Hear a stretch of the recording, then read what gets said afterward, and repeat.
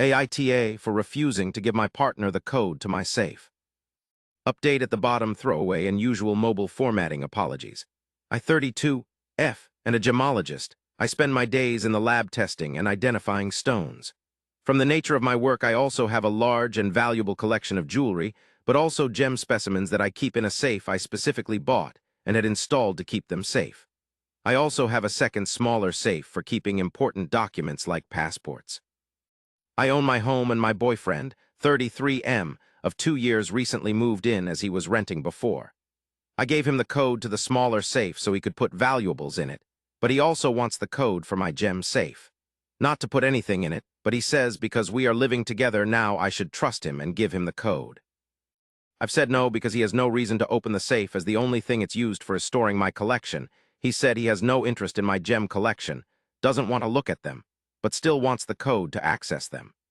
This is causing tension because he says I should give it to him as a show of trust, and I said no, because he literally has no reason to go in there, so he doesn't need the code.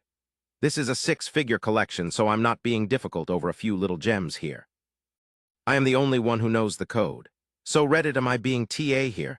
Also, we are in the UK, so we spell jewelry differently to the US edit. Holy hell, this blew up way more than I ever expected. I'm sticking to my guns, and I'm not giving him the code. All you lovely internet strangers are right. It's a huge marinara flag, and I'll be telling him to pack his stuff. I'll update you later. Thank you all for your comments.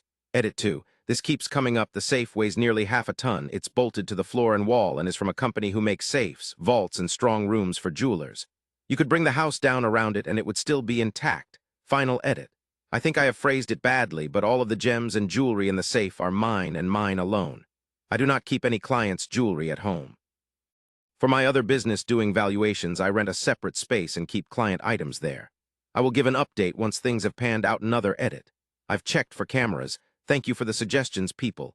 And there aren't any aside from the ones I already have fitted, which he doesn't have access to. I've moved all of my personal docs out of the little safe and into my gem safe. I've told my colleague what I'm doing, and she is going to come around for when I do it. Update. Firstly, thank you so much for the insane amount of comments and support. It meant so much to me. For all of your messages and questions, I'm really sorry if I didn't get to you. There were just so many.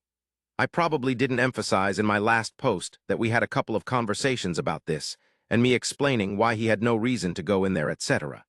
Short version is I told him he isn't getting the code, and I will die on this hill. He has no reason to have it, and his continued lack of respect by the pushing of my boundaries was okay. I felt like he was trying to manipulate me by making it about trust. After a lot of back and forth, he finally admitted that he wanted access to the safe, because he didn't feel like I was sharing the whole house with him. Because I insisted on a tenancy agreement rather than just letting him move in, and he didn't like that part of where he lived was off limits to him. He was also insecure and resented that I have more money than him and own a home whilst he doesn't.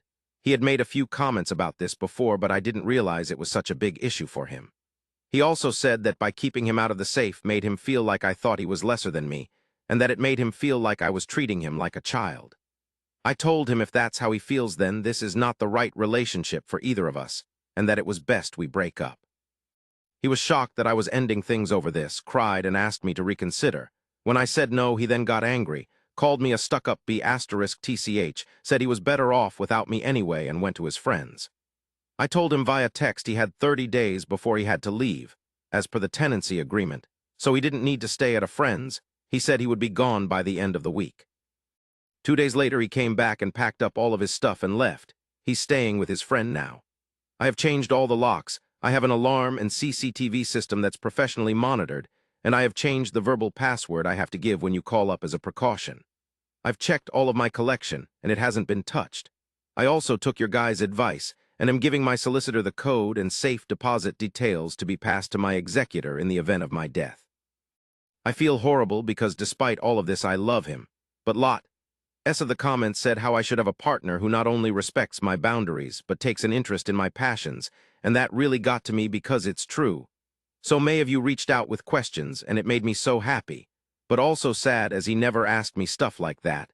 I think this is what pushed me over the edge to end it more than anything. I'm pretty cut up right now and missing him, but I know I'll be okay.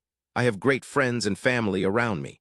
Also, diamonds are a girl's best friend, and I have a few knocking around to help cheer me up.